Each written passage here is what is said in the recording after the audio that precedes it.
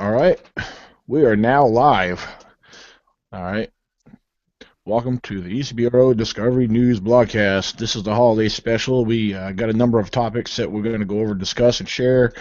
We're going to try our best to explain and discuss. We got one of our best researchers on here who is very familiar and very experienced with a couple of these topics.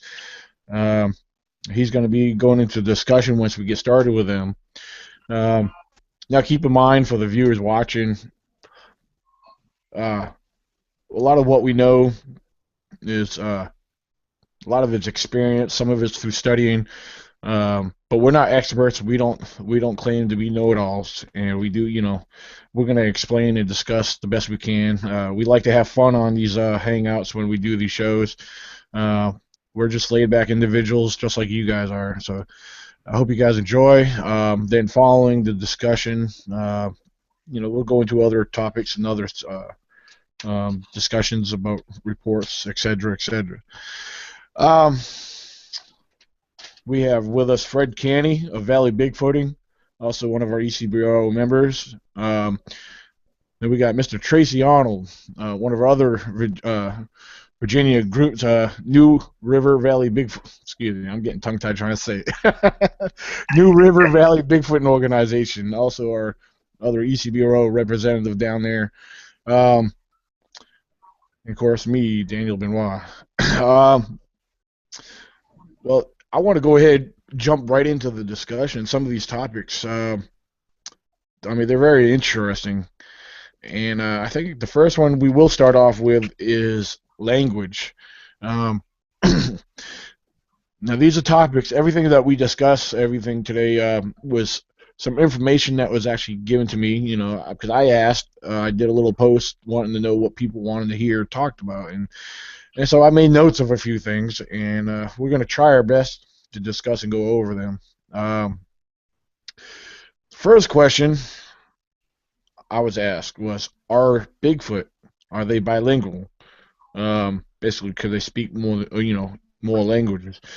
As far as I believe that they have their own language. Of course, we don't understand it. Um, I guess that will kind of take me into this other question I feel that relates with it. Um, can they speak English? And then also along with that is the other question is, do they understand or speak Native American language? All right, with these in mind, keep in mind they all kind of all relate to each other in their own way. This is all about language.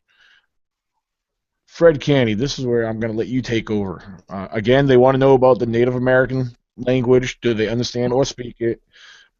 Can they speak more than one language? And well, let's leave it at that because the other one's kind of throws me off asking about it.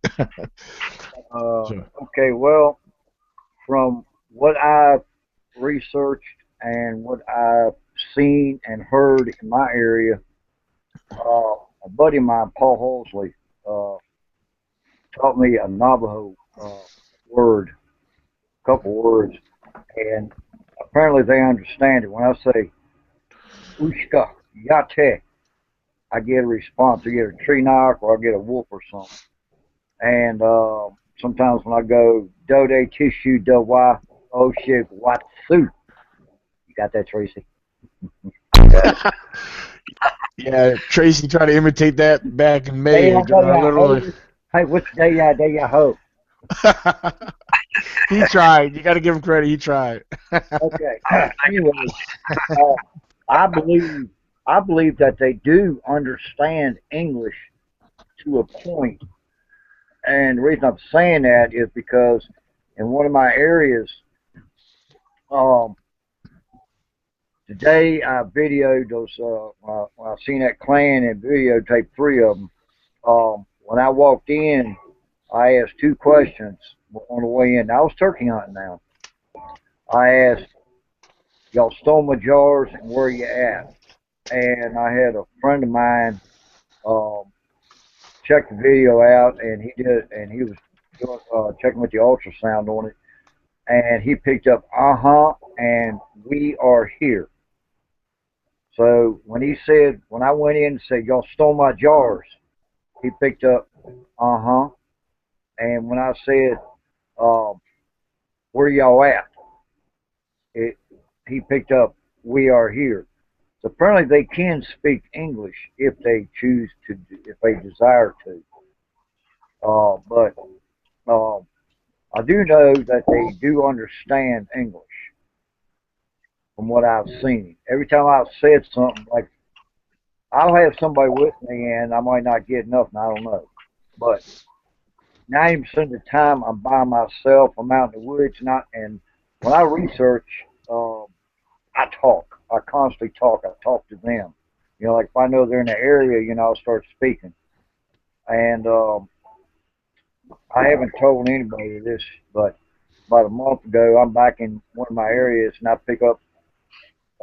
I hear my name being spoken. I hear Freddie, Freddie, Freddie.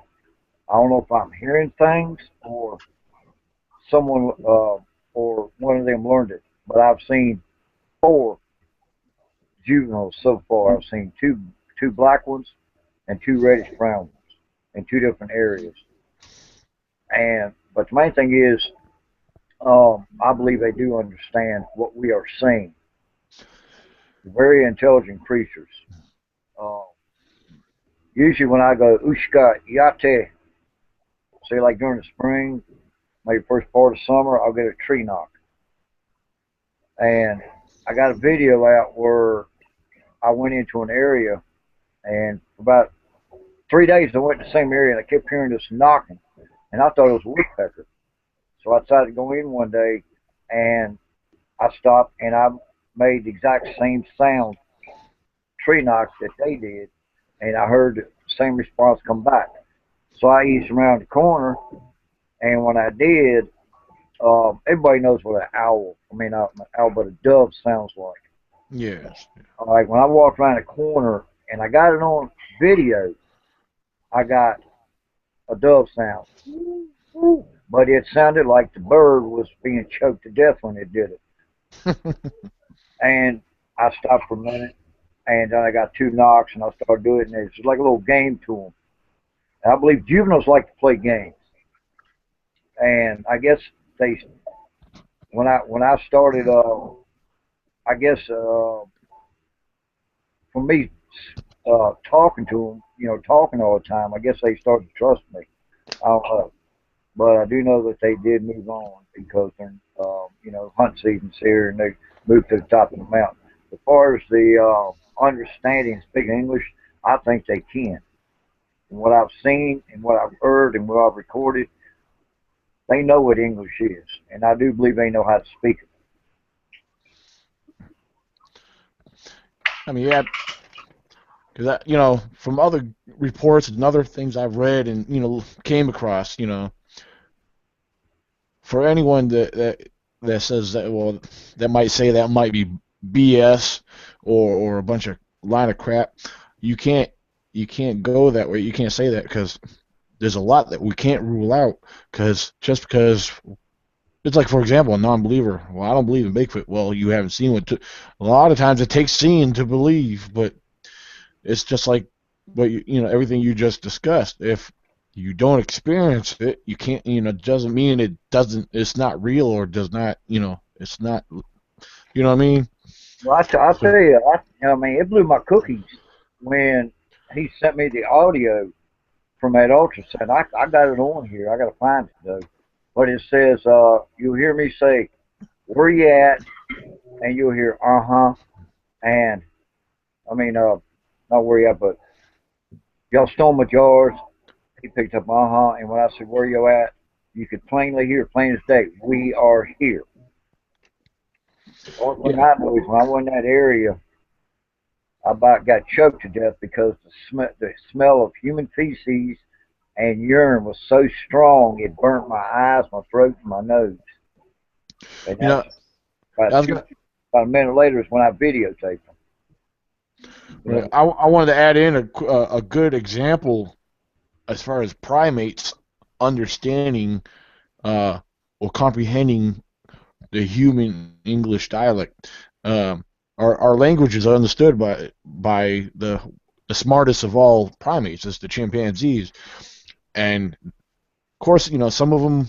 learn through training, being taught, but a lot of things are learned through, you know, passing down from one, like a parent.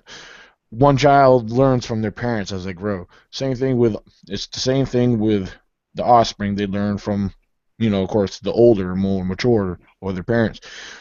Yeah, but it goes to show when a chimpanzee, if you speak to a train or a chimp that's been around it or heard it enough, they acknowledge it and they could actually like if you tell them, could you go get me the banana? They know what you're talking about. They'll respond to that. They'll interact. And yes, they do have a language of their own. They do speak. A lot of primates speak with a lot of chattering in different sounds. Howls, wails, and chopping of the teeth and everything. But yeah, I just wanted to throw that little note in there as far as how they do acknowledge the English, or and they understand it. And like I said, a lot of them are trained to understand it. But then again, Well, which is very interesting. So, I do know their warning, and I've heard it quite. I heard it in February when I had those two guys from Maryland. I had Michael down from Maryland, and on the opening day of bow season, I heard when we was camping, I saw two primate. I saw two bipedals walking down a little back trail there from the field. They got to his truck, and they went whoop twice. They went like whoop whoop. One went across the road, the other one behind the camp. All right.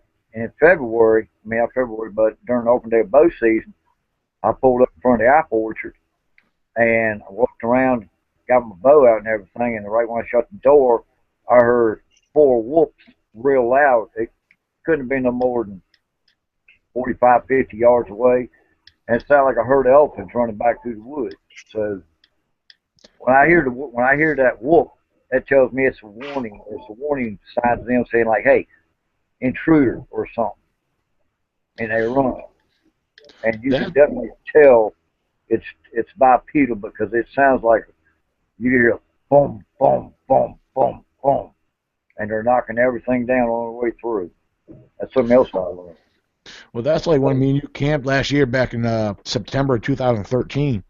We had right behind our camp. I think it was our second time being out there. Yeah, Yeah, they don't watch us. yeah, it was awesome. What was it? I said about it was after 9:30, probably maybe around 10 o'clock. What Yeah, we had those like 4 or 5 loud, clear, crisp whoops, whoops, whoops. We know no one was up behind that hill because we hiked and we went up that hill, that ridge earlier that day, and yeah, there was no one back there. because when we walked that trail, we got to a certain point, and that's when I stuck my arm out and I stopped just to smell that. And he said, "Yeah," and it was right next to us where that squatch was sitting. And that's about 20 minutes later when we found that footprint when I come sliding down that bank. Right. Oh yeah, because it was pouring. We were working our way back towards camp that first time. Yeah, Yeah, yeah. It was. we found a nice, crisp, fresh. I mean, fresh footprint. And I slid right down next to it, almost clattered over. And it was fresh because it was. I mean, it was a torrential downpour, and I mean the ground was soaked. But the step, if you take a step in the mud, and you can see the dry smudge out of it. That's what was found. You can see the toes, the whole. I mean, everything was so clear and crisp. Of course, I mean, I was in a pair of jeans and a t-shirt, and I was pretty much looked like I was in a wet t-shirt contest. But so we decided we were almost back at camp, so we went back to camp, and of course, it continued raining, and so we end up actually going back out there as soon as we get up that morning, and it's what we came. We went back out there to cast it, and it was still there, but because of the rain, the heavy rain, it was slightly diluted, but it was still a pretty cool find and come across. So I we, told we y'all there were squatches out there. oh yeah, you could Tracy would tell you we had a nice experience there back in May. I'm glad y'all did. Yeah, I told you where to be at when they did, and they would come, and more than And what I thought, they come right to you. yeah, and we'll actually get into later after these topics. We'll get into some of that talking because there's been some recent activity in that surrounding area because we got expeditions coming up here in a few months. So, but we're gonna get into that here in a little while. Um, let's see. Let me think here. Tracy, did you I wanted to ask you if you're familiar with anything. I mean, I know it's something that we come across a lot of things online itself, but as far as have you ever heard anything along the lines of what Fred discussed, or um, as far as the language wise, as far as them speaking? Because I know I've seen a lot of posts where I've been seeing a lot of recent posts actually of audio and people saying they got talking amongst possible Sasquatch. I don't know if you maybe know of anything or have heard anything or Well, along that it's line. like it's kind of like what you say. You got to hear it, be there, and witness it yourself to understand. You know what people are talking about, which I believe them because I haven't had the experience yet. Right. But it takes a lot for me not to believe someone. But as far as my own experience, I haven't had that opportunity to hear them actually talking back to me. But the vocalization is there, like the whoops, the knocks, with each other, letting each other know that, okay, he's here. Whoop, get out of here. Or, hit the tree, somebody's here. And I believe I've got a couple of reports from Smith County. It's been over a year ago that, that these creatures actually did have a relationship with the tribes in that area, back many years ago, to the point where they interacted in a way that I'm just going to tell you the story. May I make it short as I can. Oh yeah, But absolutely. Yeah, go ahead. I'd like to hear it. the the Indians that lived out where you know is like the very first settlers here in Virginia, the Indians. Well, as a plague hit their tribe, uh, this is the report, and I got it handed down to me from the fifth or sixth generation of those Indians. Well, when when these Indians got hit with a plague that was killing them, uh, the medicine man, the chief, all of them were preparing to die because they couldn't stop it. They used all the medicines they knew about in the woods to try to cure whatever was killing them. Well, after they had lost several members of the tribe, they had went forth and went ahead and built their structures that they supposed to go on before they pass away so they can go back to nature. Uh, well, as they were getting ready to leave, this is this is what the lady told me. She said this was passed down from one generation to another till it got to her. But it said that there was two creatures come out of the woods. One was bearing a weaved basket with different things out of the woods and put them at the end of the camp, where their camp is. And as soon as the creatures left, the medicine man walked over and noticed that there was several items in the basket that he did not think that was medicine. Hmm. So for a week or so, this medicine man put all this stuff together and tried it on different ones in the tribe, different ways, until they found the cure. And this was just, one of those incidents where I think that if it is true story, that there was a connection between those Indians and the Sasquatch. And the Sasquatch knew what medicines that they needed to survive. So I'm thinking, if there's that kind of connection between the Indians, that there could be a connection that we can make with the Sasquatch today. But I think it's Absolutely. just how you go about doing it is going to be the one thing that is going to take some time. I believe that 100%. I mean, in some of the history, and also with some Native Americans, and legend be told that a lot of them had a closer relationship as far as in a spiritual sense. Um, to some Native Americans, the Sasquatch was like, an elder brother or guardian of the forest, more or less to say. And I believe, yeah, they had a respect for each other. I mean, I believe the Sasquatch had a, respect, to them to a certain extent. Knowing that, Native Americans, as far as food wise, they only took what they were going to eat. And I been, Sasquatch is the same thing, just like any other wild animal as well. They only kill to eat. Um, but as far as the relationship, I believe 100% there was a connection there between the two. So yeah, that was a pretty cool story, and it makes a lot of Well, sense.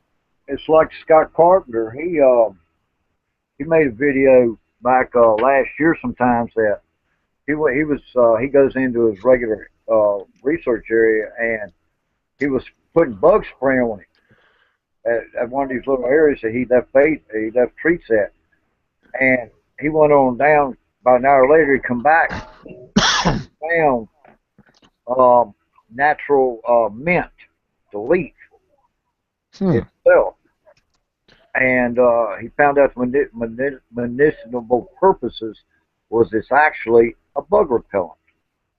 So they left him that because they seen him spraying, they seen him smacking, stuff like that, bugs, bug spraying stuff. But they left him a leaf or stem and leaves on it of mint, which was a natural bug repellent. Hmm. That's pretty cool.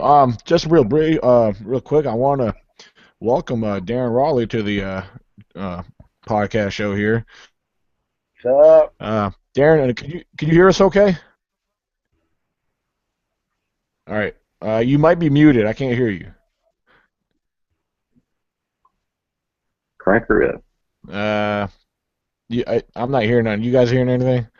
let him go up, put uh, his mouse in the center of the screen and go straight up in the middle of your To the tab. top, you got a toolbar up there. Yeah, Yeah, toolbar. go You'll and see go it. to the little the Might gear, people. You'll see a mic. and then yeah, that or which is that little round circle gear that might have. How about now? No? Got Uh, sound now? No. okay, Just, I'll figure it out.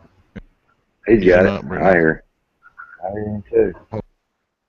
You Yeah, go hear ahead, me? Darren. Yeah, we started to hear you. Yep, Yeah, I hear I you hear you. now.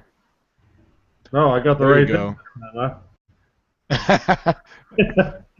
I know Yeah, last sometimes it takes a little getting used to. Sometimes it can be frustrating too because sometimes we have when we do these podcasts we have network problems where your screen will freeze up and you have to jump back in, go out and come back in. So, but Or so you'll see, or you'll see me sitting outside in the Jeep.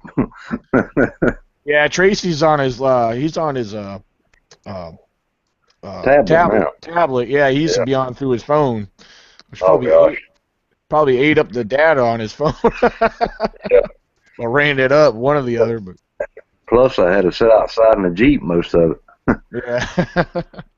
So yeah. Yeah. Um, Like what well, I. to kind of fill you in real quick, what we're actually discussing, Darren, we're going into talking about all right. For one thing, keep in mind a lot of these topics are from others that I've actually received some information from, from some of the posts I had on Facebook. And we were actually discussing is, do does Bigfoot understand Native American language and speak it? And actually, kind of into that discussion, we actually got into Native American relationship. But I was wondering if you wanted to discuss, or if you knew anything that you wanted to share, as far as what do you believe, or do you know anything as far as them having a language or understanding, as far as English or anything along that line? If I can't hear him. You went mute again. I think it's kind of like comes and goes, I think.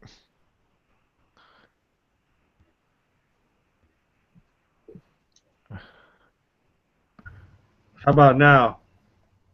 I can hear you now. Yeah, Can hear you. we hear you. All right, I'm gonna try to save this, and maybe it'll work this time. Okay. I had problems last time we did this, and I couldn't. Can you still hear me? Yep. Maybe I did it right, huh? Yeah. Yeah. It's a, For one. it's a pain in the butt, but yeah. If you have any information you want to share, feel free. Uh, I believe that they can hear you, and I think I think they like to listen, and they're intrigued by what we do.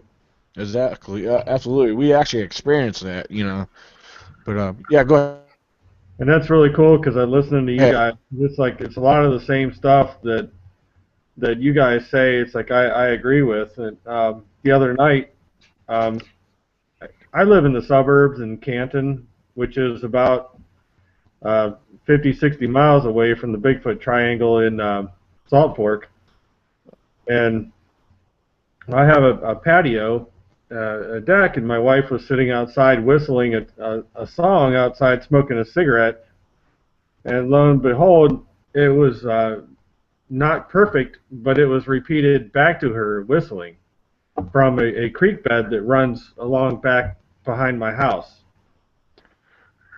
Oh, that's pretty cool. I think it's cool, and the creek bed, it goes to the west. It, um, it goes to the west about maybe quarter half mile with, I would say, maybe 60 acres, 60, 70 acres of wooded area. And to the east, the creek bed goes to several hundred, if not thousand acres of wooded area. So my opinion is they're using this creek bed as like a highway or an expressway to get back and forth, and they stop behind my house to try to communicate or see what we're up to. That's something I think. Now, yeah, because you're not far from the. Excuse me if I'm saying it Dismal Swamp. Is that correct? What's Gizmo Swamp? Yeah. This one. I'm not familiar with that one. Okay. All right. All right. I may be thinking of another gentleman. 'Cause, yeah, you say you're down around Hampton, right? I'm in Stark County, the Pro Football Hall of Fame. Oh, okay. Okay. Okay. I'm about a 7 minute drive from there. Okay. But I have I'll be. there have been sightings in my area very recently that of Bigfoot and to the south of us in uh, the rural Amish country. They've had issues. So it's like I really think they're around here. But as Okay. far as the communication, I do think they try to communicate and they listen to us and they do learn from us. And I've watched different things online that say um, that they have talked to people and things like that before. So I'm all for that. Yeah. It is. Just like Native Americans, Native Americans they imitate a lot of our known wildlife, birds, for example, and and it's said with a lot of reports, and Fred can actually speak on this himself. How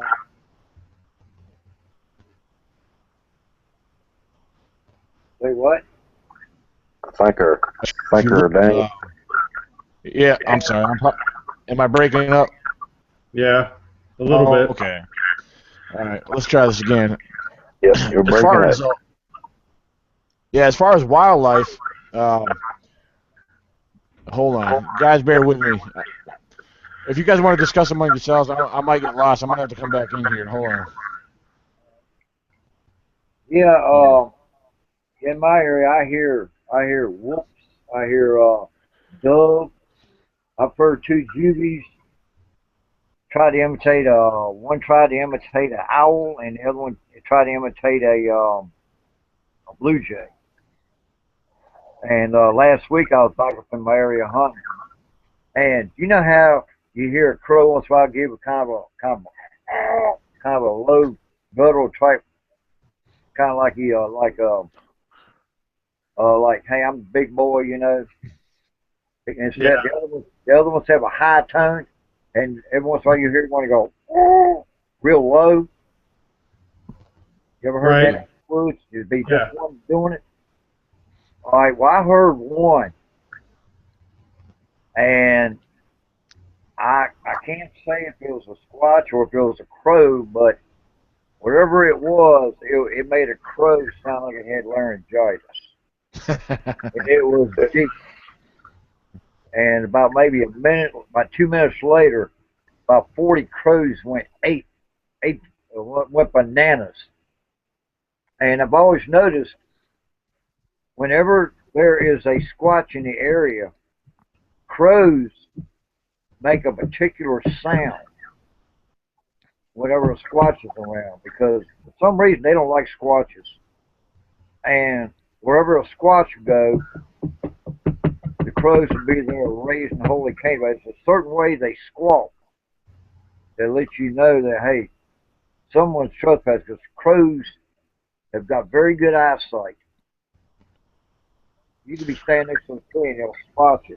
That's why when you do like a crow call with the mouthpiece, if you notice, if you look up, you'll see one fly right over and not even make a sound. He's like a lookout.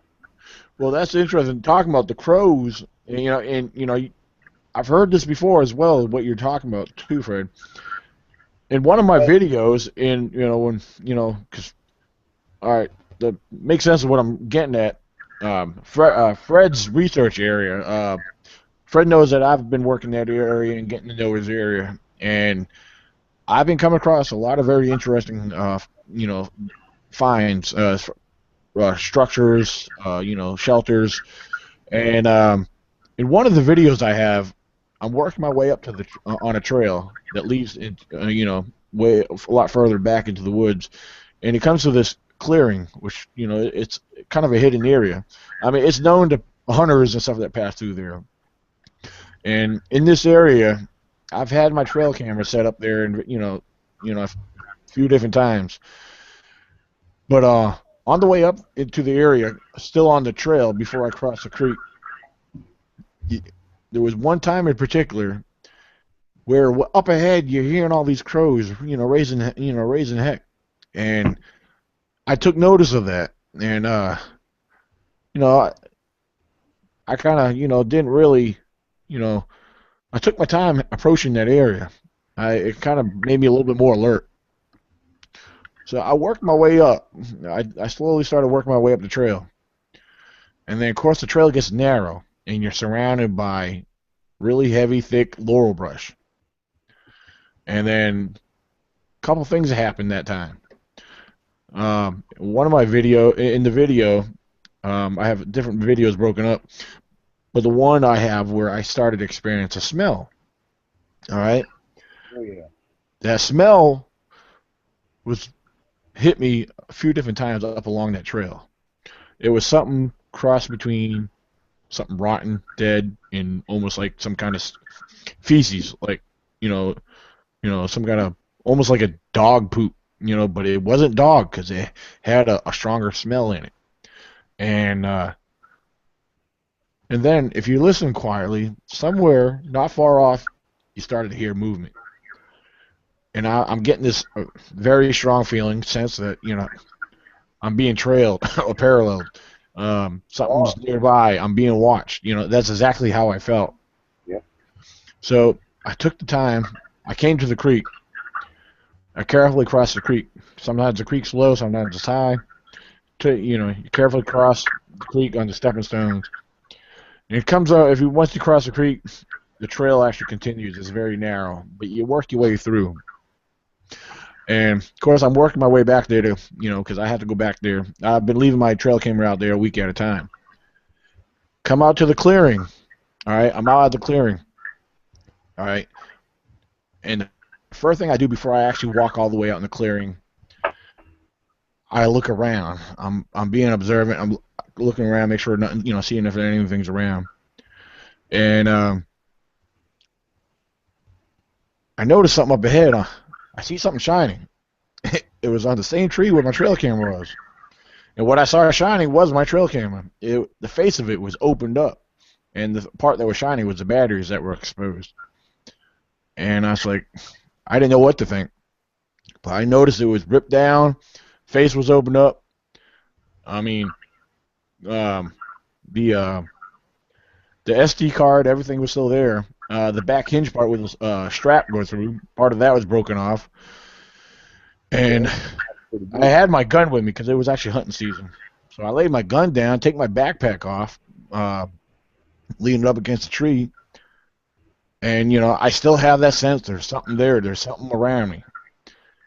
And then up to the left of me, from the direction I was facing, it goes straight uphill. It goes up on a ridge. Fred's very familiar with that ridge, and and I'm starting to hear movement, and it's loud. It's very loud, heavy.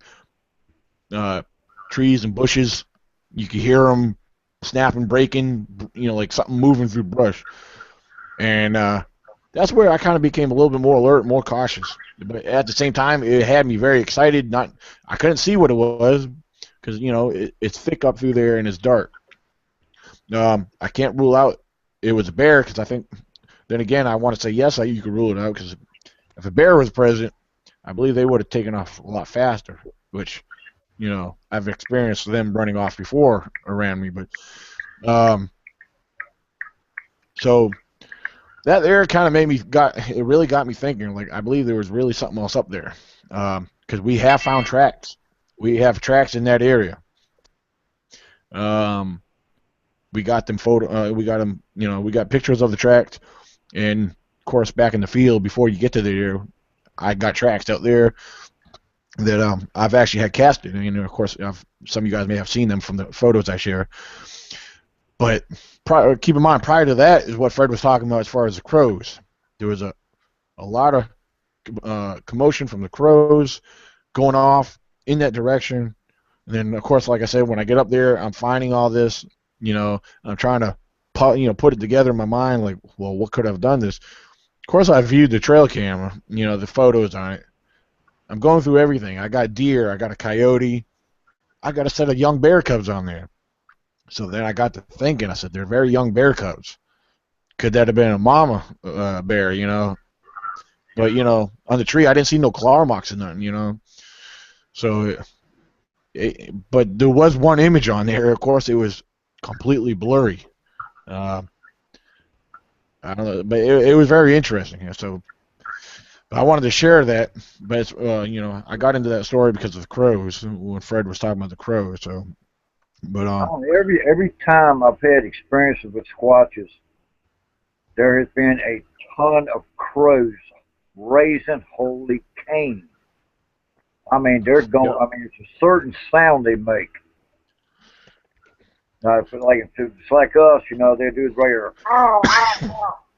But when there's squatches around, their squawkings are like 3 times faster, and you can tell they got a stress in their voice when they do it. Yeah, because that's exactly what they sound. They sound like almost like they were fighting or something. I mean, yeah, exactly. Yeah, they were like I don't know. It was very loud, bizarre, and from the direction they were coming, I mean, I was still quite some distance from them, but you could hear them loud as could be in the direction where the clearing is, where, because Fred knows where I've been hanging out at, and he knows where I've been placing my trail cam. And, but yeah, there's been some interesting activity just in that one general area itself. I mean that whole area surrounding it's got activity. But I mean, for some reason, I've been focusing on that general area, and I can recall another incident being out there. You could hear the sound of almost like a chattering sound, like something chattering over off into the bushes. And of course it wasn't a bird. You could rule it was definitely not a bird. What I heard, it was something else. Uh, I bet that smell of vanilla back in there. right, yeah. And on coming up the trail, coming out into that clearing. Yeah, I mean, you can smell like I said, it was a smell of something rotten. Uh, dog. It was like the mixture of something rotten, dead, and dog poop put together. If that makes any sense. Um, I found that interesting to experience that too. I mean, there's definitely something. There's definitely something in that area. I mean, there's no doubt there's squatches there. I haven't seen them, but I found enough of their evidence to know that they're there. Uh, I mean, I've seen bear tracks, I've seen squash tracks, I've seen deer tracks. We got elk back there, even though I have not seen them, but I found their droppings, and I've actually had that identified. So, elk are very scarce around here. But but to know what's out there, and if you could rule out the simple obvious, that makes it more interesting. Because if you rule everything out, damn, you got a squatch. You know what I mean? So it's always fun to experience these things. But A lot of springtime is the best time to be out there now because I've learned in my area and quite a few areas that springtime is when I'm starting to get a lot of responses and find more setups and everything. Because hunting season's over with, the weather's warming, they're coming down into the thickets off the parkway, and that's where like over in Ball Mountain area, that's where the birthing area is. You right. got mountainous region, you got laurel brush, you got patches of pines, and in one of the pines is where I found the two birth areas up in there, or two birthing places up in there. They had sticks going in a square, and then feces all the way around it. Found afterbirth and blood. Mm, Oh wow. But everybody asked me why don't I videotape it or record it, I'm freezing up. and Okay. I just say the reason I don't is because if I do and I download it for everybody to see, I'm gonna have people coming in that area going to try to trash it, trying to find where this area is. And I don't want to. And I do know that they are very skittish creatures. Hmm. And if I go in there, or take one or two or three people, that's cool. But any more than that, I don't see them for a while. So apparently they're skittish during that particular time of the year. I did get growled out there one time by three of them. And I'm going to tell you what, I backed out a half a mile. I didn't walk, I backed out because it scared me so bad. I mean, I've been growled at by mountain lions, bobcats, wolves, and bears. But what this growl was, it sent shivers up and down my spine. People say, well, they don't growl at you. Bull. You're in their, you're in their bedroom or in their area, and one of them's having a baby. They're going to be very aggressive for as like, hey, you better stop or you're going to be sorry. And when I get a growl that sent shivers up and down, I'm not scared of anything in these woods. But when I heard them growls, it scared me to death. I stay out of that area at nighttime. What Well, about chest thumping and stuff like that? Have you ever heard that? Heard what? Like chest thumping? oh yeah, kind of like what a gorilla would do. Yeah. No. I've heard very, very, very deep guttural growls. I've heard, I've heard rocks, like massive, like 200-pound rocks being thrown. I've heard trees being snapped. I got one night First night I went up in there with my homemade parabolic dish, I caught. I can't say it wasn't. I can't say it ain't. But I heard a tree, big tree being snapped. Now one night I was camping with Daniel and him up in my area, and at 3:30 in the morning I heard a tree snap. So I said, okay, I'm gonna be up there in the morning. Well, I went up there the next morning. I found that snapped tree, and something had laid an 8-point rack with the skull still on it, right there at that tree. Tree was probably about 3 foot in circumference, but you could see it was it was pushed over because it was snapped. There was no high winds. Basically, there was no wind. And I come back and showed Daniel. I said, "Look what I found. I found that at the snapped tree. Now I heard that tree snap at 3:30 in the morning. Because I got up to put it with the fire, and I heard it. And I went back up there the next day, and that's when I found it. And I found tracks around it too, around that tree. So I don't know. Maybe they was leaving me a message or something. I don't know. But I heard that snap. They was around the camp at night. They was across the road from us at night. So they was around us all night long. And I mean, I've heard, I mean, when I was sitting there, I told Dan, give me a parabolic dish, and I stuck it from right there at the field next to the camp, and I just turned it like this. When I got right front, it pointing right across the road. I heard knocks, I heard chattering, and I heard walking. Oh, I recall it. There was a one or two sounds that you recall. It sounded like a mouth pop.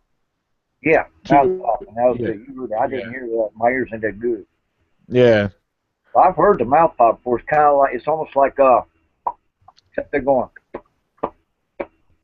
something like that. yeah. Because that would make sense. Because our known primates that do that a lot, especially chimpanzees. They'll do that with the mouth. They're chomp. Knock their teeth together. Similar sounds like that too. That our known primates do. Um,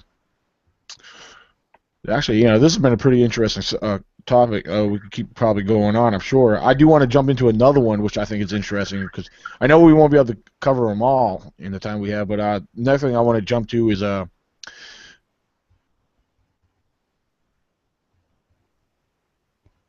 Did you freeze on us, Daniel?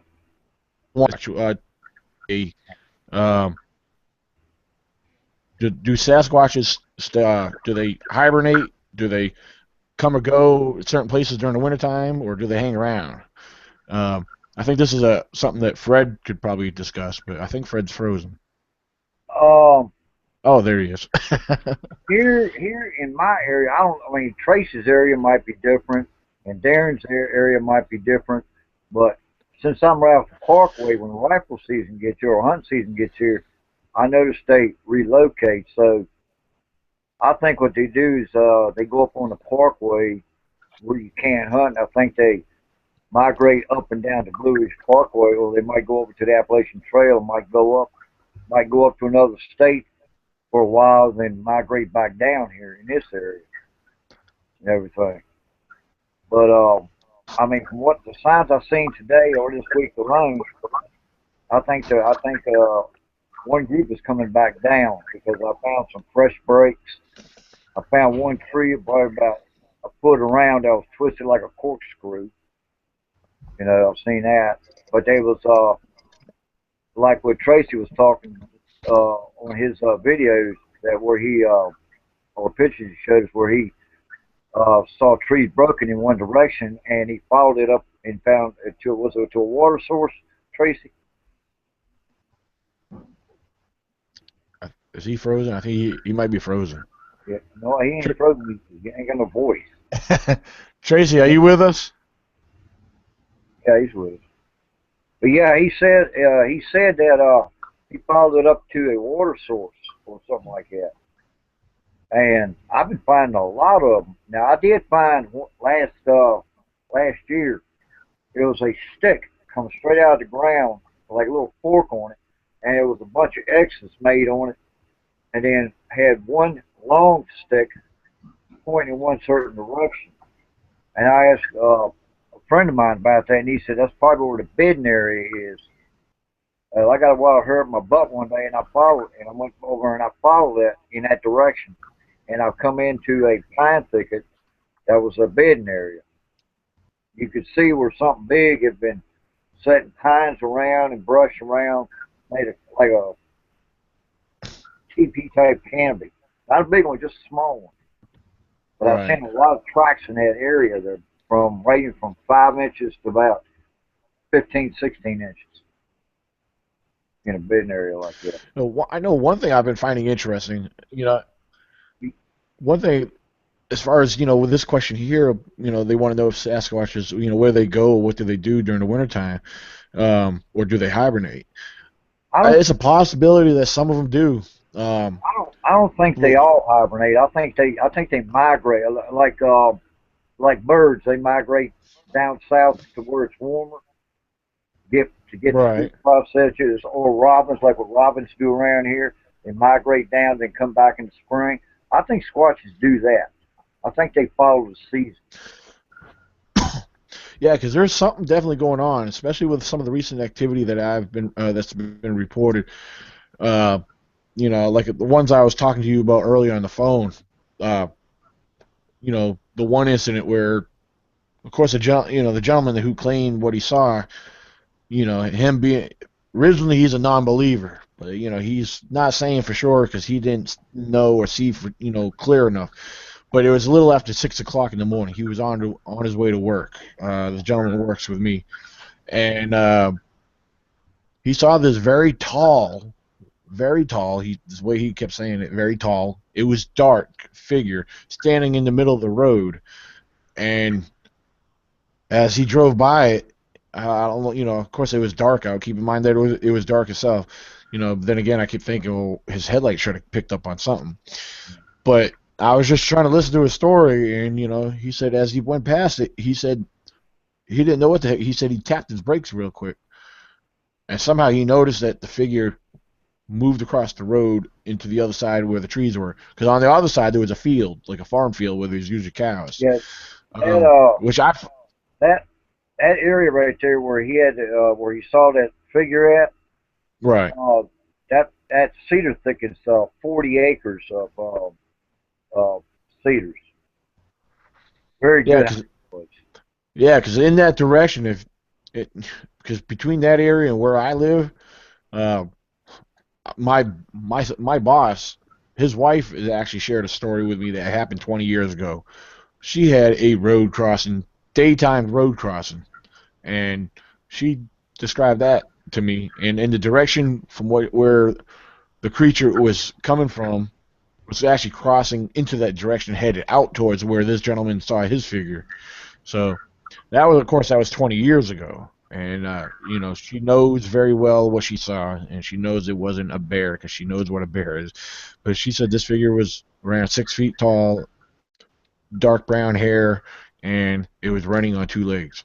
So, and then on top of that, something I just learned tonight. It was actually shared by Paul Hayes in his group, which I didn't know nothing about it. But after I saw the YouTube video he shared of the trackway right here in Virginia, about 45 minutes away from me, uh, out west, you got a whole. I mean, it was a trackway, very clear.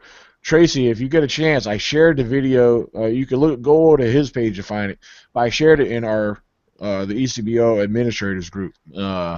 Feel free to go in there and check it. I shared it in there. It's actually very interesting. I told Paul I'm gonna get out there somehow, somewhere. Maybe probably by next week. I only have a 2-day work week next week, so I'm gonna get out there and hopefully the tracks are still in good shape. And I I told him I'll cast some, and he wants a cast, so I'll make a cast and send him one. But I'm gonna work and find a way to get out there and but we got some activity going on till this very day. So they're moving around, like Fred was saying. He said that they move around. They're definitely out and about. They're very active, and I think because especially this time of year, you know how a lot of trees go bare. They're high, so which make it more, vulnerable to be seen. But they're probably moving in these areas where, where they can hide. Um, of course, when springtime comes and as the leaves start to come back in, of course, I'm sure movement will continue. Like Fred was saying how spring's a good time. Well, I believe so too, because um, especially in the area we're going to here in March, the activity that there's recent activity there. That trackway is probably 20 minutes from there. So, um, excuse me, I'm trying to think. I lost my train of thought. But I've been keeping very close tabs on that area where we're going to be at. And we already have a history of experience ourselves. I've had reports prior to that, of physical sightings in that area. Um, a lot of this activity we've had encountered was between, you know, early summer. We've had activity during the fall. Um, there's different areas. There's actually, if you look at the pattern where I've been looking and observing all this activity,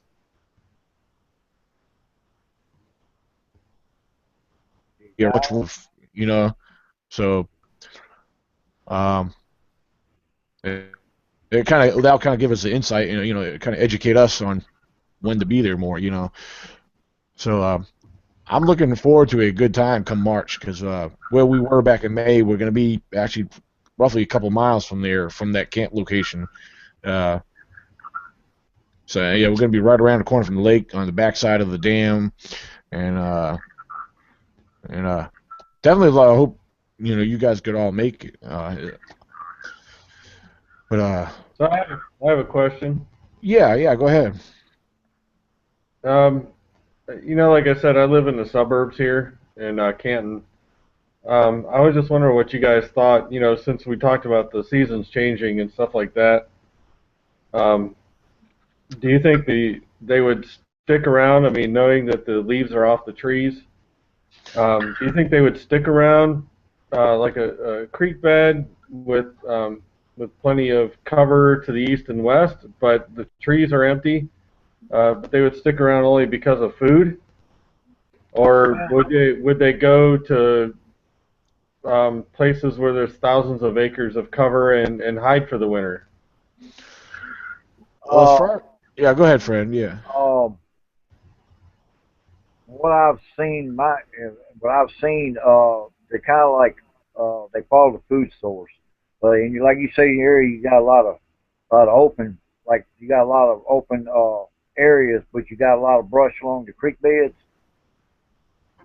They use it. They would, yeah, say use that for cover, but it's like any carnivorous animal that travels. In other words, they follow the food. Like right now in my area, we ain't got that much deer because we ain't had no much. Like we ain't hardly seen no deer in my area this year, and I haven't really seen. I've seen a little activity, but not much.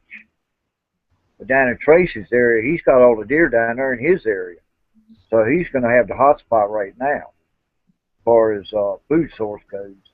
And from what I've seen in his area, he's got a lot of cover too. And they do use the brush for cover. Right. I don't necessarily have a lot of brush. There's homes like to the left and to the right of me, but like I said, along the creek bed is, I mean, there's just very little water um, that minnows would barely live in. Minnows or crawdads, this and that. But what I was concerned with, maybe in the woods, I know have a lot of deer in them. I've seen them. But what about all the nocturnal animals like the coons, Bears. muskrats, and Well, I things was, like that? well, with having those food sources such as like crawdads and stuff like that. Now, one thing I compare bears, I compare and relate bears to the Sasquatch a lot.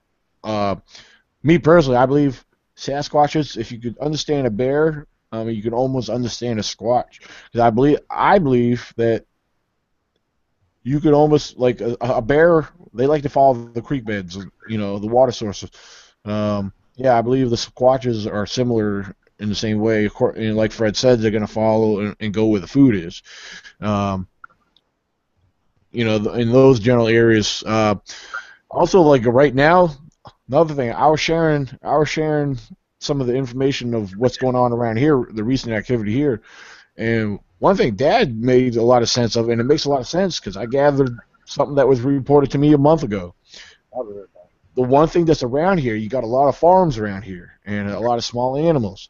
Because just a month ago, I was told that there was a chicken coop that was broke into, and by the gentleman who went and checked it out, he said it wasn't done by a bear, and because he knows what a bear would have done. This guy here is, he's he's very familiar with wildlife, and he's had a lot of experiences with bears, and from what he saw and observed, he said he told me this guy here, he's not a non-believer, but he's like he won't fully admit till he told me this story. He says, Daniel, he says this was not a bear. He says, I believe this was a Sasquatch. I was like, I mean, this guy, he's a older gentleman, and I said, well, I want to thank you for telling me that. I said that's very interesting, and again, this area location where he's at was probably about probably 35, 40 minutes, probably west, well, not west, but north of where we were going to be camping here in March, and it was a buddy of his property, which he got called to go check out, the incident. But he said that I asked about tracks. There was no tracks found because I guess the ground was pretty hard wherever the coop was. Because the way he made a sound, the chicken coop was built as far as being like found, like implanted in the ground and built up. Well, it's kind of like a house foundation, from the way he described it. And of course, it was made out of wood, wire, etc. But the whole thing was smashed and ripped apart. It's the way he told me. So, uh, but yeah, a lot of the area around here, I know you guys got them up there in Canton, and or surrounding areas. I'm sure a lot of farmlands and stuff like that carry a lot of animals. So I mean, so that's one thing I believe. They may be, you know, getting a little bit bold in some areas. If food sources are scarce in some areas, they're gonna find a way. They're gonna get bold because they got to eat. I mean, they have a lot of, they're big animals. Yeah, and So the one thing that yeah. happened out here that really seemed kind of curious to me was we were sitting out on the patio and I heard a coon. A coon was just wailing and screaming and just one. You Mm, know, you know how you hear, two of them. There's two, but there was one just wailing and screaming like it's fighting or whatever. And next thing you know, you hear the boom, just a thud, wow, and the coon no more. So man, Know what happened to him? yeah, that's what I was wondering. that's pretty cool. I mean, some That's something that's very rare to hear. like You hear two hold on, coons, Rick. you hear All right. one going really ballistic, and all of a sudden you hear a thump and nothing. And nothing. The You coon are just, one lucky guy. it's like it's almost, I was thinking, and I'm sure that the Squatches eat them. It's like the Squatch had a hold of him, was fighting him, and the Squatch just like said enough of this shit and just picked him up and just thumped him right on the creek bed. Yep. Yeah, because what people don't realize about a coon is a coon does not have saliva glands. So everybody says, oh, they're just cleaning their food. No, Yeah, exactly. Yeah. what it is, they got to get their food moist. So and that's mostly in the late evenings and in the nighttime, most of the time, because like you say, they're nocturnal, and they might have been looking for supper and been at the wrong place at the wrong time, and they turn around and be the food source themselves. Right. So if I was you, now when did this happen? It was the summer. I mean, it was just a few months ago.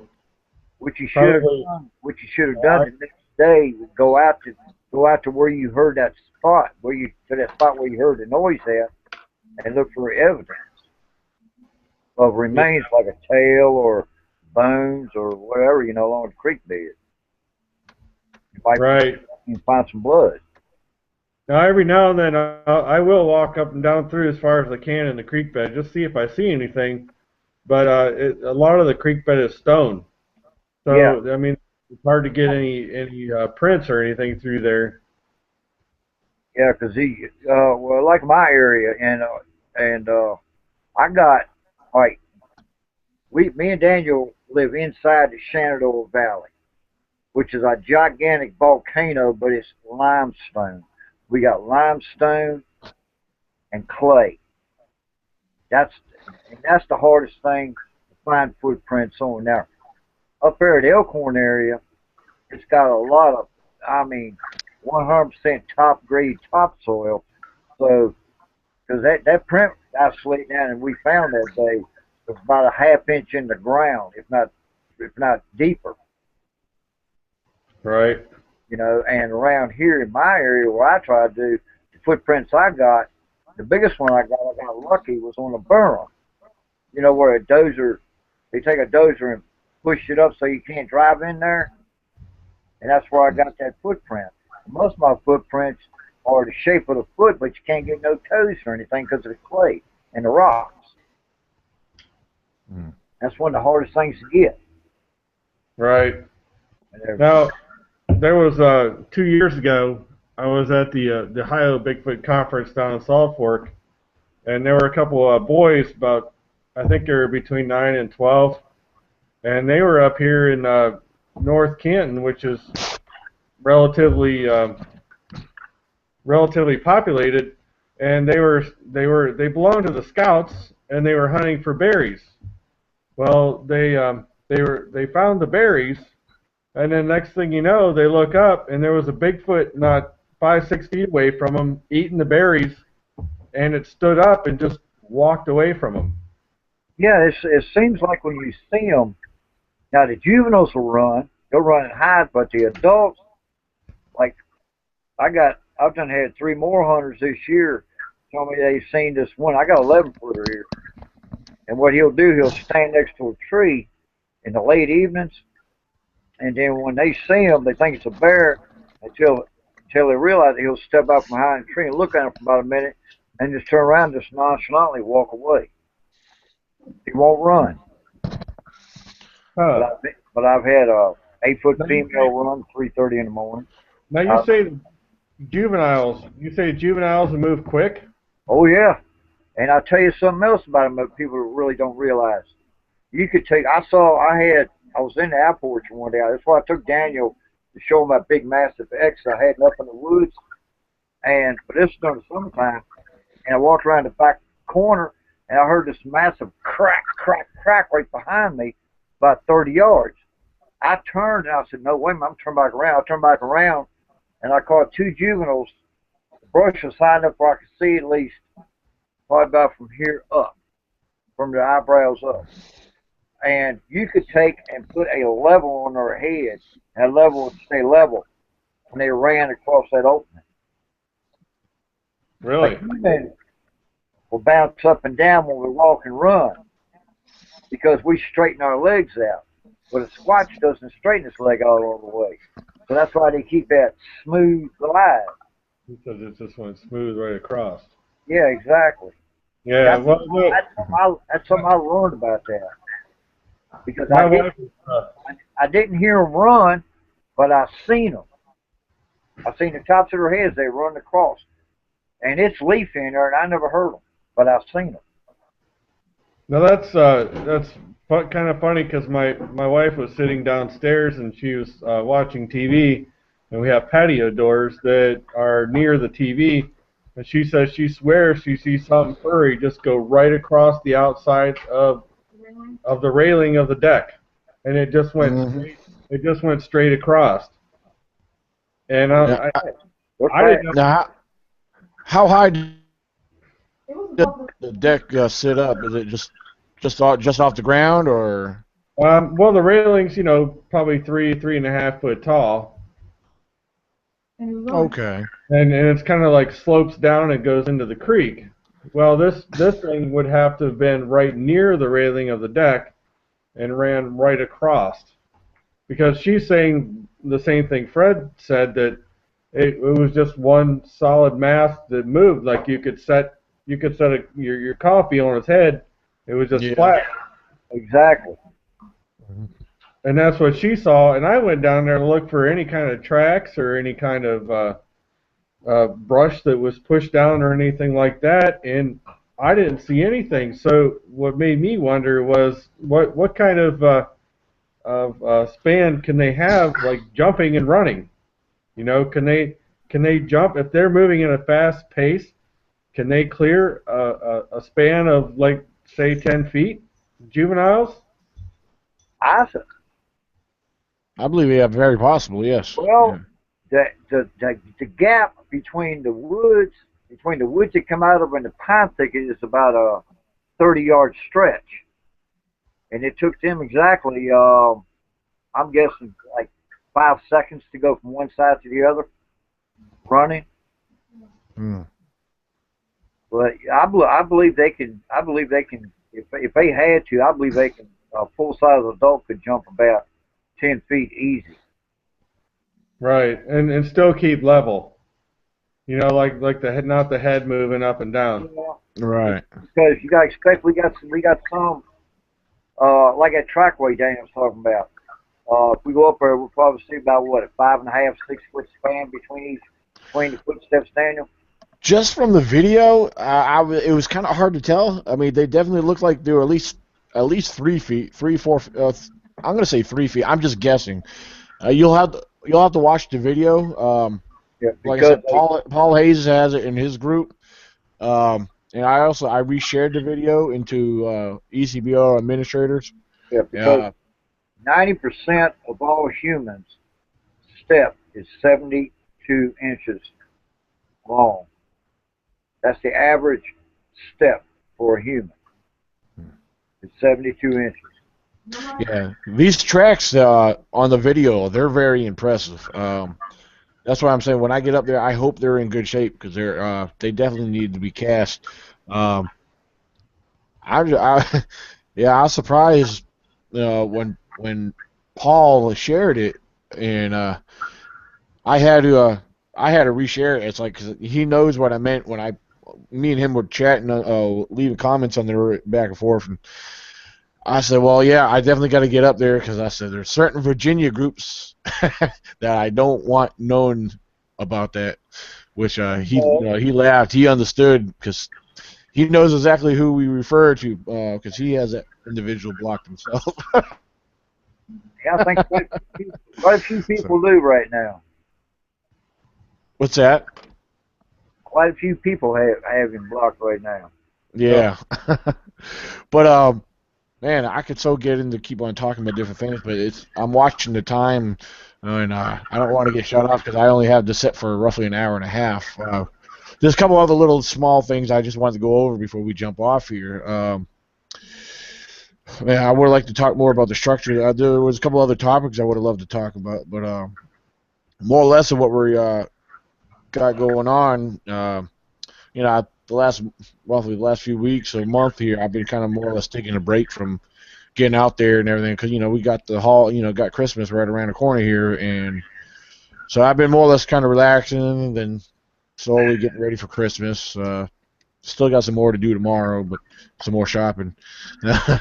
um, and Brianna trying to guess at everything that's underneath the tree. Yeah. But well, coming up here in March, because right after the first of the year, springtime, whatever, we're gonna be getting a lot more active. The expedition for March, that's coming up. Then we'll have our annual E.C.B.R.O expedition. That's coming up in June. That's going to be in West Virginia. I need to get back with the gentleman where we're setting the camp up at. I need to get that confirmed with him because we did have a location now where he's talking about we need to set up camp elsewhere, which is supposed to be a good location because his nephews had a sighting there not somewhat recently. So, but he needs to get permission from his uncle. So we'll find out about that. I need to get in touch. Tracy, have you heard any more from him, Wes? I'm not hearing Tracy. I can't hear him. Tracy, yeah, you sound like your volume's off. We can't hear you.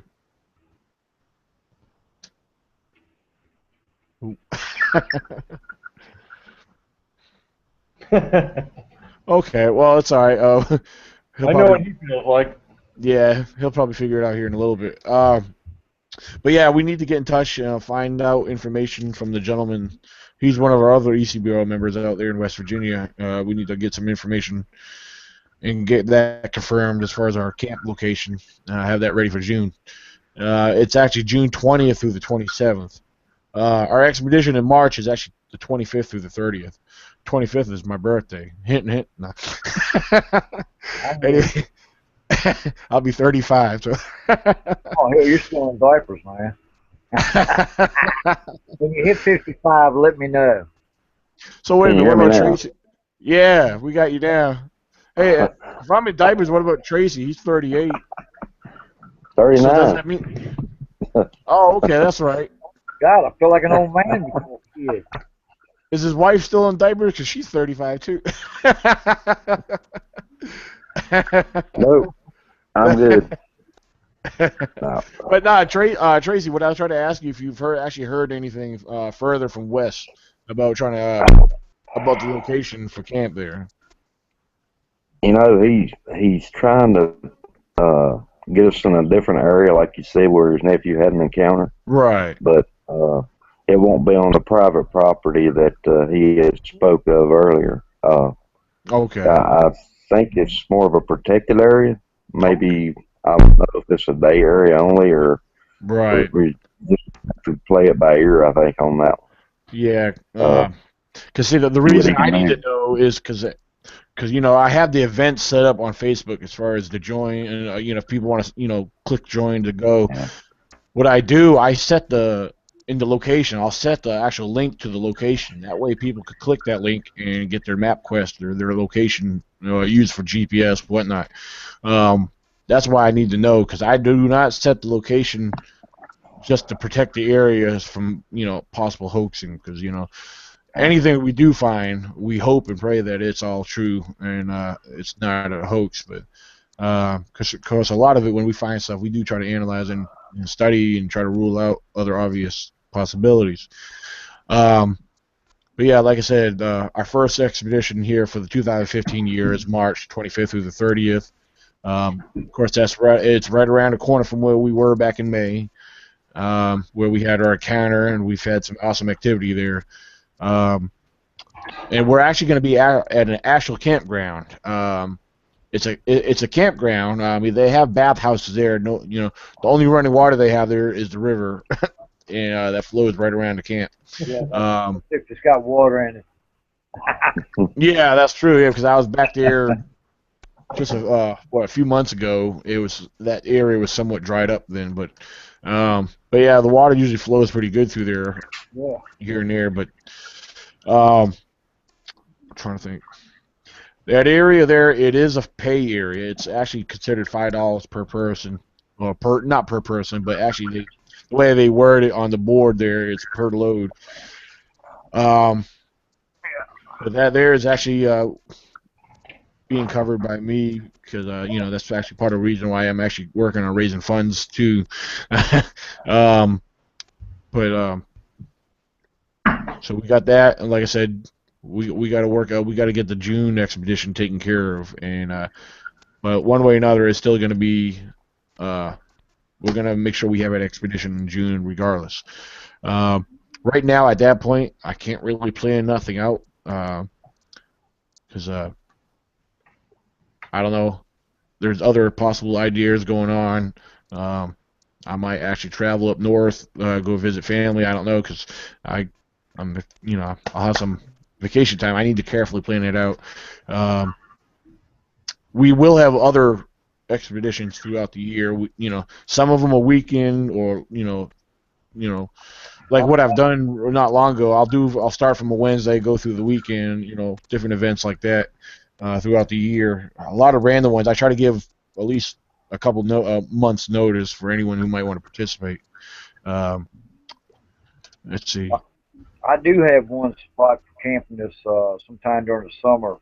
That's it's like up on the mountain. I'm talking about up on the mountain, about Okay. about 3 miles from the parkway. Hmm. And I'll tell you, because I've been up there. The last time I camped up there, we had two squatches follow us on the right side, and the guy thought they were bear, and I said, since when the bears keep their heads about 8.5, 9 foot high, walking right along with us, and on top we're like this here. Right here's the road, and the other side of the mountain drop off like that, and 30 yards, 8.5, 9 foot high, walking along right along with us. So it's. I put it this way: if you decide to walk out of there, it would take you all night and half a day to walk out. That's how far back in the mountains I want to go. And it's lower brush out of yin yang up there too. So yeah, Tracy, we definitely got to get you up here. Camp in Fred's area. It's it's pretty awesome up there. I'd love to do it. And I'd like to get y'all down here too. Well, far as I've seen him down here is McDonald's. Hey, your house too. Oh, that's right. Yeah. I've had Tracy, and I had one other guy from North Carolina that I met already. I've been on both because McDonald's right there right on the interstate, right on 64. Yeah. And I got Expo, and where I live at, I'm about 5 minutes from one of the biggest gun stores in Virginia, and the Virginia Expo next door.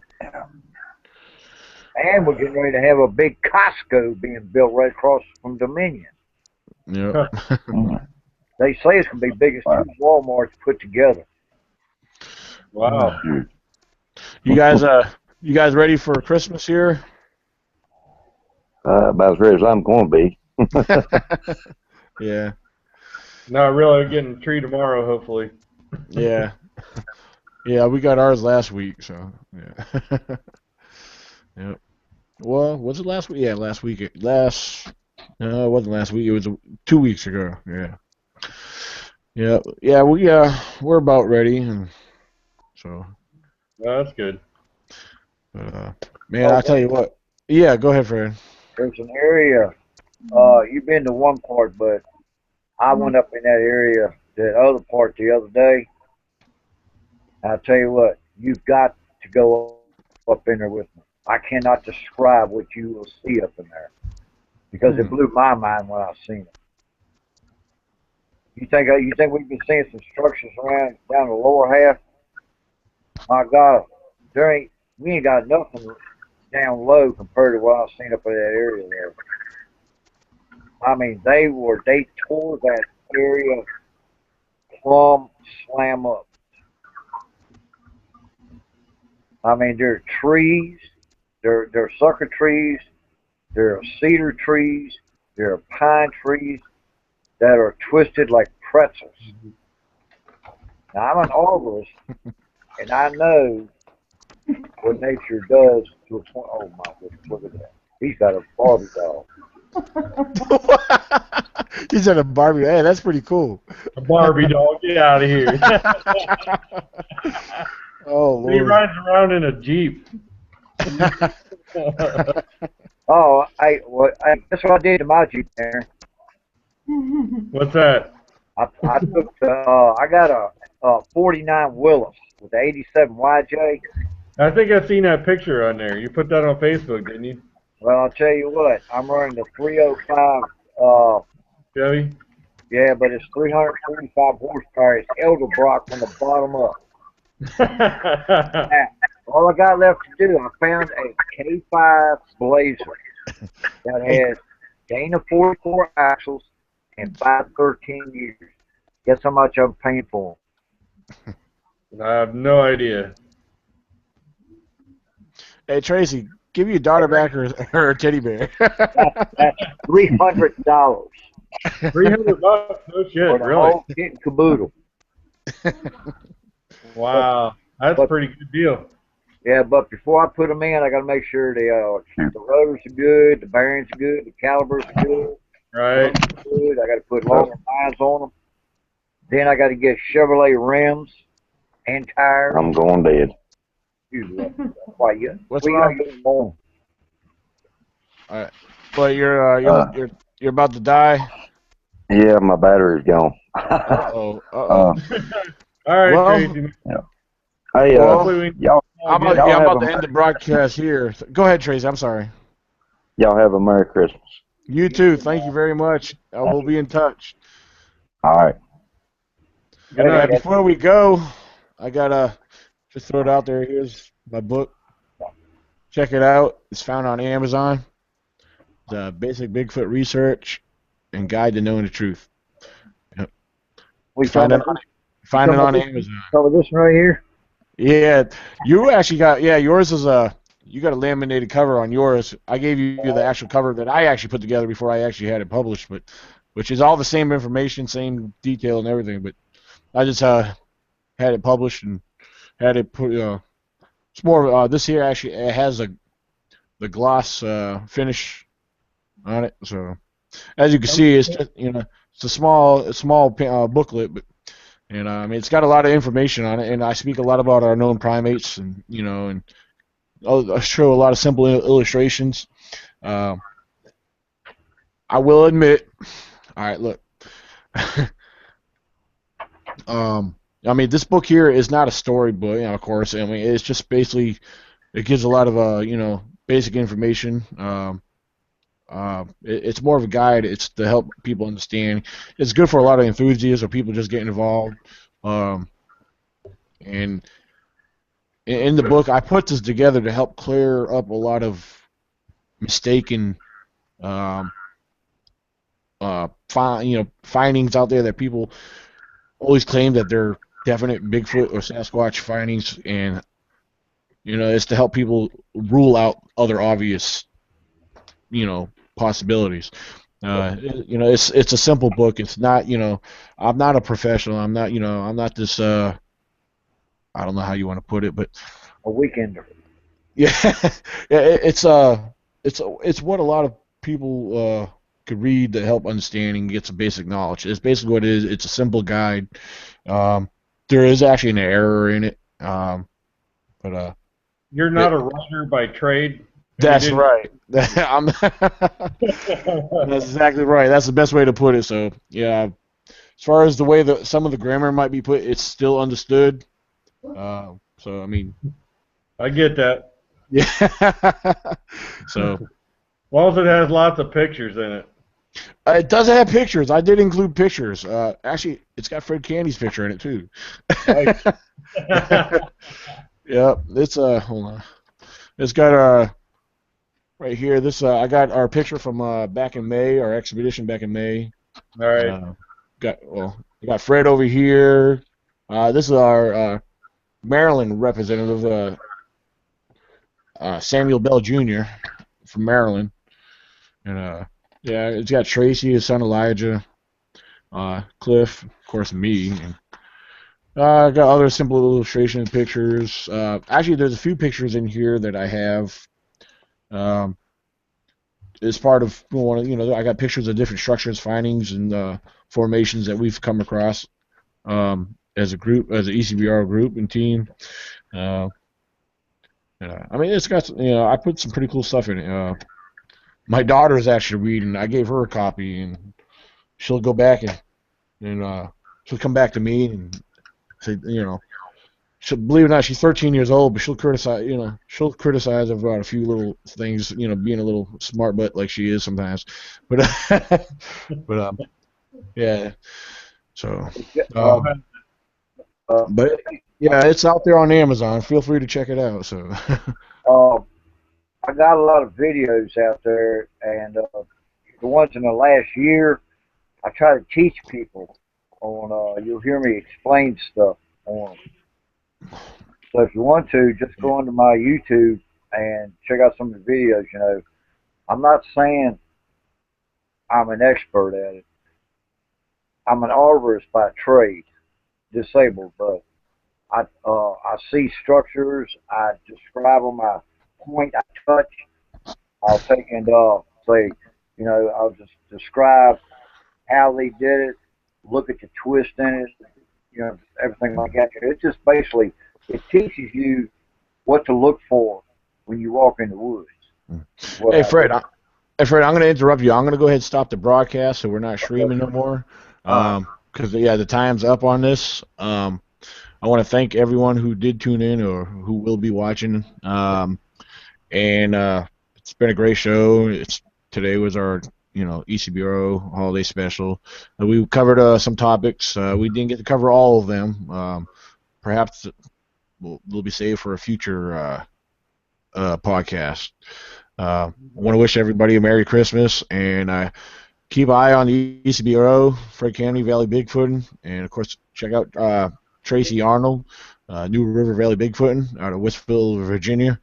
Um, and I mean, we as a team, we got a lot of going on coming up here in 2015. Like I said, we talked about earlier, our expeditions coming up. We'll have other events throughout the year. Just stay tuned. Follow us. Follow Fred Candy at 59100 on YouTube. My YouTube channel, E.C.B.R.O. 98. Darren, I don't know if you do YouTube or not. If you have anything, do you have any? Before we go, you want to throw anything out there? No, I do check out Fred's page, and I do watch your videos too there, Daniel. So Okay. it's hey, always interesting. yeah. Pardon me. Hey, Daniel. Yeah. I was just now told to look at your PM before you go off the air. Okay. I will do this. Nice. Okay. Wait. Look at. All right. Hold on. Before I go off air, Stay right there, Jason. hold on. Give me a second. Who told you this? I'm just curious. 'Cause Uh, um, I'll is it give you somebody? this. SM. SM. Natasha. Oh, Susie. How you doing, Susie? Let me give a shout out to Susie. Hold on. I just turned the internet on my phone real quick. So hold on. All right, Susie. Merry Christmas. Yeah, I have to jump off here. I'll be on Facebook here shortly. I'll jump on through my phone. But Merry Christmas, everybody. Thank you for tuning in. And again, follow us on Facebook. You got the E.C.B.R.O. groups. Susie knows I share a lot there in her Bigfoot community group, and you'll see a lot coming up from actually both Fred and I. We got a lot going on and a lot planned, and we got some other things to discuss to get into. You guys have questions, you guys find us on Facebook all the time. Uh, Email me at ecbro underscore CEO at yahoo.com or on Gmail, ecbro98 at gmail.com. And everyone have a good night. God bless, and I'll see you guys around. Alrighty. Take care.